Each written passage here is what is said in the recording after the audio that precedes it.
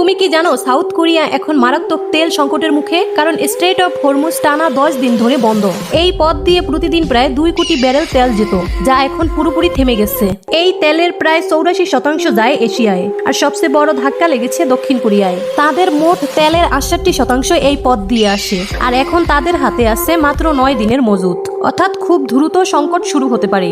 এরপর ঝুঁকিতে রয়েছে জাপান, যাদের 95% তেল আসে মধ্যপ্রাচ্য থেকে, যার বেশিরভাগই এই প্রণালী দিয়ে যায়। যদিও তারা 150 দিনের মজুত রেখেছিল, কিন্তু সেটাও ধীরে ধীরে কমে আসছে। এদিকে ইন্ডিয়া, পাকিস্তান এবং বাংলাদেশ এখন বিকল্প তেল খুঁজতে ব্যস্ত। বিশেষ করে পাকিস্তান ও বাংলাদেশ সংরক্ষণ ক্ষমতা কম, তাই কয়েক সপ্তাহের মধ্যেই বড় সংকট তৈরি হতে পারে। তবে চীন অনেক আগেই প্রস্তুতি নিয়ে রেখেছিল। তারা 3 থেকে 4 মাসের তেলের মজুত তৈরি করেছে, আর তাদের সরবরাহের মাত্র 40% এই পথের উপর নির্ভরশীল। অন্যদিকে যুক্তরাষ্ট্র তুলনামূলকভাবে নিরাপদ, কারণ তাদের মাত্র 7% তেল এই প্রণালী দিয়ে আসে, আর তারা নিজেরাই প্রচুর তেল উৎপাদন করে।